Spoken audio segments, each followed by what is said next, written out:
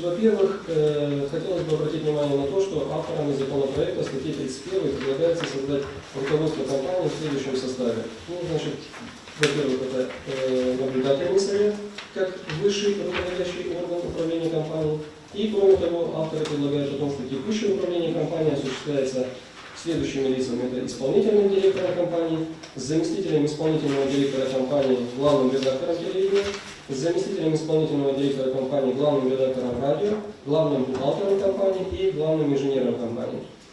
Ну, изучив эти моменты, полагаем, что состав руководства компании является чрезмерным и забюрократизированным, что неизбежно приведет к значительным финансовым издержкам, выплатам из фонда оплаты труда. Полагаем, более целесообразным изменить состав руководства компании, а именно исключить должность исполнительного директора компании, переименовав заместителя исполнительного директора, соответственно, главного редактора телевидения и заместителя исполнительного директора, главного редактора радио, соответственно, директоров телевидения и директора радио, наделив их соответствующими административными полномочиями.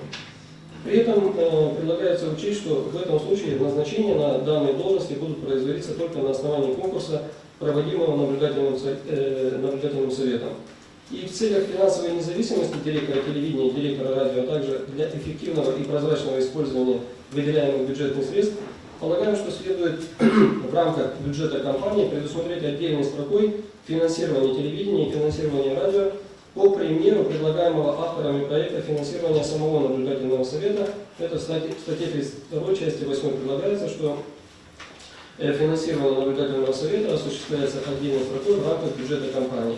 Все, что касается непосредственно проведения конкурса и публикации объявления, содержания информации о проведении и так далее, технические параметры, требования, срок действия лицензии, размер государственного сбора, типовая заявка и так далее, оно должно быть составной частью этого закона.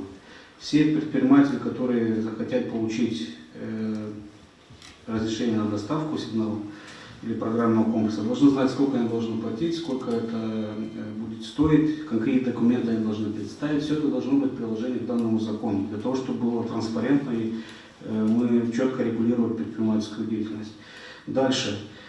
Статья 25. Санкции.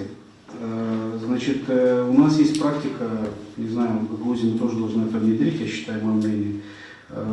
Есть закон Республики Молдова 246, что любая приостановка лицензии, отзыв лицензии осуществляется только через суд. Поэтому если мы говорим о, скажем, не только общественном телевидении, мы говорим о некоммерческих, то есть не общественных телерадиокомпаниях, частных, да, давайте так скажем, то здесь написано, что за нарушение норм, предусмотренных настоящим законом, к вещательным организациям на территории Гагаузии применяются следующие санкции. Временное приостановление лицензии на срок до 30 дней на доставку сигналов программ комплексов. Конкретно решение это принимается, если в части 3, то орган, который выдал эту лицензию. То есть здесь нужно четко понимать, что для того, чтобы было транспарентно и публично, это все должно делаться через суд. Это мое личное мнение, поэтому я думаю, что здесь не до конца проработали юристы. И нужно вот этот пункт, то, что касается приостановления лицензии, приостановления действия сигналов, доставки сигналов, отзыв лицензии должно происходить через судебные инстанции. Далее, в главе 6 функции общественной вещательной компании ГРТ Гагаузии СИ. Я так понимаю, что меняется название, предлагается изменить.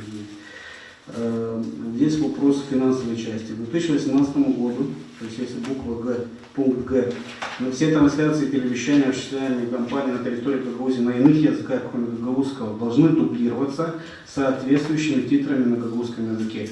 Было бы хорошо знать техническое состояние нашего общественного телевидения, сколько это нам будет стоить осуществлять это дублирование.